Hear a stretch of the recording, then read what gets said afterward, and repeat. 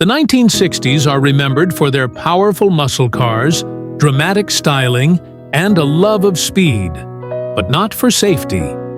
Before federal regulations like mandatory seat belts or crash testing came into effect, many American cars were beautiful but deadly. Manufacturers prioritized horsepower, chrome, and curb appeal over structural integrity, making many vehicles rolling hazards. Dear viewers, please subscribe to our channel. Thank you for your support. Number 3. Why the 1966 to 1969? Camaro was deadly. Early Camaros were relatively light, around 3,000 pounds, but could be fitted with monster V8s, like the 396 cubic inch big block.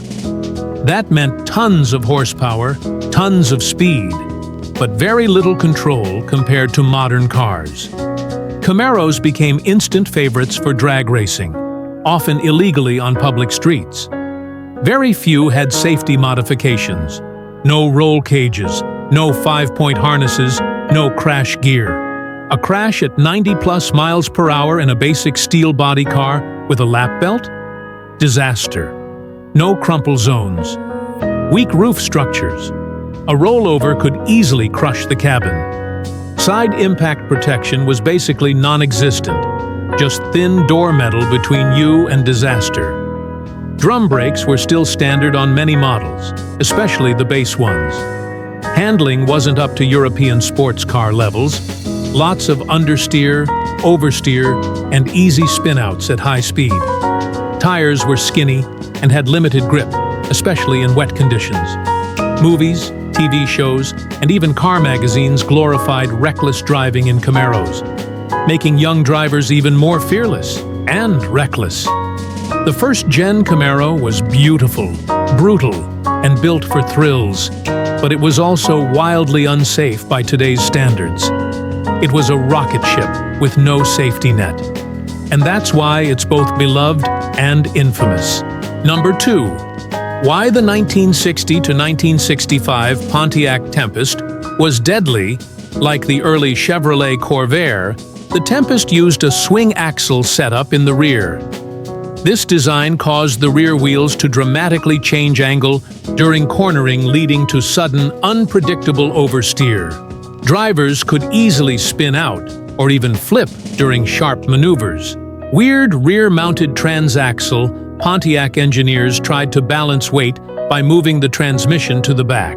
In theory, it was smart, better weight distribution. In practice, it made the Tempest's handling weird and twitchy, especially as the car aged and parts wore out.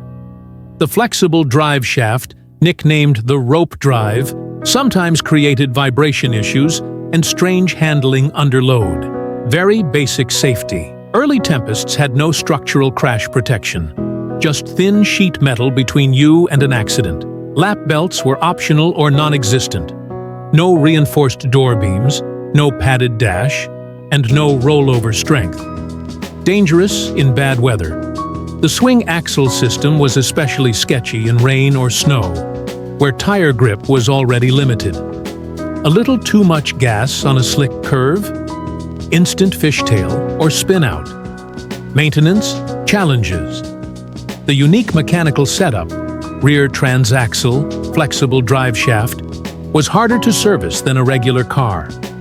As maintenance was often neglected, worn-out parts made the Tempest even more unpredictable as it aged. The early Pontiac Tempest was bold and innovative, but also fragile, unpredictable, and risky if pushed hard. It was a car that rewarded cautious drivers and punished reckless ones very quickly. Number 1. Why the 1961 to 1965 Ford Falcon? Early Falcons didn't come with seat belts unless you paid extra.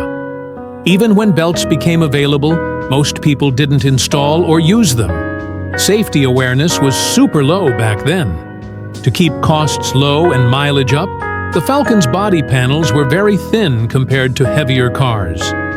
In crashes, the thin sheet metal crumpled easily, offering almost no protection to occupants. Poor crash structure. No crumple zones, no reinforced passenger cage. Side impacts especially were devastating. You basically had a sheet of thin metal between you and another car. Light and flimsy at speed. Falcons were small and light, which made them easier to lose control at highway speeds, especially with crosswinds or quick maneuvers. Suspension and handling were basic. Cornering hard could get sketchy fast. High production equals high risk. Ford sold millions of Falcons between 1960 and 1965. That meant millions of very lightly built, minimally protected cars were driving around at a time when highways were getting faster and more crowded. The early Ford Falcon was cheap, cheerful, and perfect for the economy-minded buyer, but completely unprepared for accidents. It's a textbook example of the pre-safety standards era of American cars. Affordable, lovable, and deadly if something went wrong.